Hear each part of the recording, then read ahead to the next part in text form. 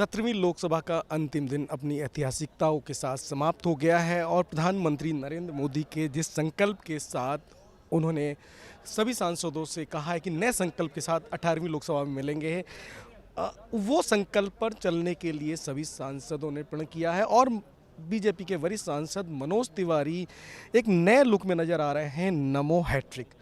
मनोज जी, कितना बड़ा पल, और ये नमो हैट्रिक पहले इसी से शुरुआत करूंगा। देखिए, ये तो जन भावना है, भारत के जन जन की भावना है जो हमारे इस हुडी पे आ गई है, हमारे टी शर्ट पे आ गई है। और इसमें जो जनता की भावना है कि नरेंद्र मोदी जी तीसरी बार आनी चाहिए, उसी को हमने छोटा सा एक नाम रखा है, नमो हैट्रिक। और इस देश की आवश्यकता है। आज जो 17वीं लोकसभा के जो अंतिम दिन में, अंतिम पलों में, जिस प्रकार से जब लोकसभा अध्यक्ष जी ने सबसे कहा, सभी पार्टियों से, कि आप कुछ अपनी भावना रखो, अनुभव रखो, तो सभी ने मुक्त कंठ से नरेंद्र मोदी जी की भी तारीफ की, लोकसभा अध्यक्ष की तो की ही की।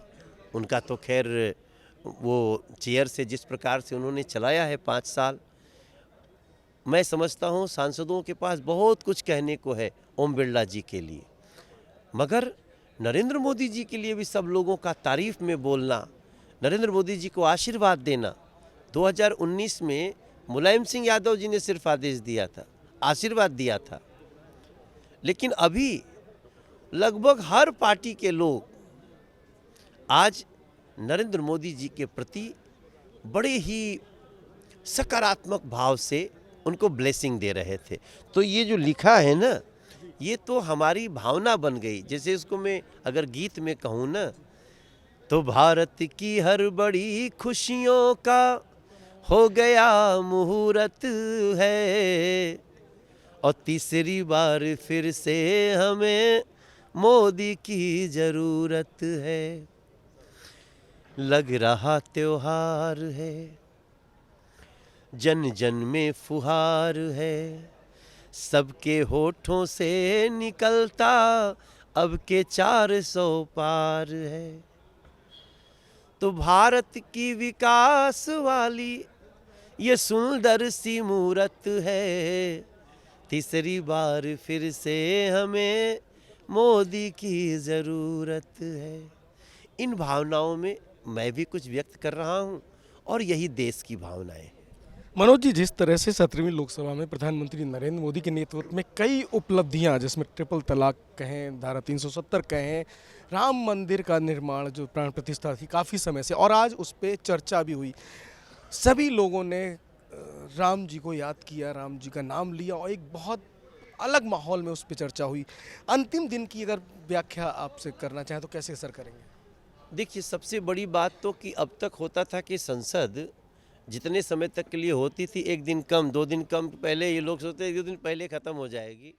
अभी 1 दिन बढ़ जाता है तो भी लगता है कि बहुत कुछ रह गया था।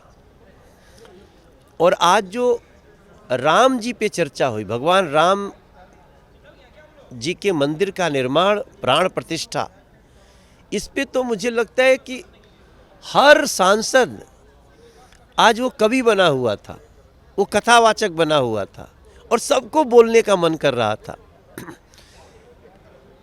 राम जी के मंदिर और प्राण प्रतिष्ठा पे तो मुझे लगता है आने वाले समय में भी इसको 2 से 3 दिन का इस पे रखना चाहिए, क्योंकि जो राम जी का मात्र मंदिर समाप्त करने के लिए लोगों ने प्रयास नहीं किया, वो राम जी की संस्कृति, गरीबों के पास राजा को चल के जाना है, सभी के कल्याण के लिए कांटों पे भी चलना पड़े तो जाना है।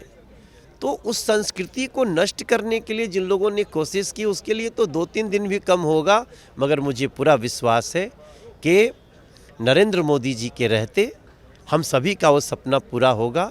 और अब राम मंदिर बन गया है, अब राम युग की तैयारी है, राम राज्य की तैयारी है। बहुत बहुत धन्यवाद। तो ये थे बीजेपी के वरिष्ठ सांसद मनोज तिवारी जी, जिनका साफ तौर पर कहना है कि इन 10 सालों में मोदी सरकार ने बहुत सारे कार्यों को एड्रेस किया है, बहुत सारे कार्य किए हैं और राम मंदिर बनने के बाद अब राम राज्य वाली स्थिति है और आने वाले समय में वो कई सारी और तस्वीरों को बदलते हुए देखना पसंद करेंगे।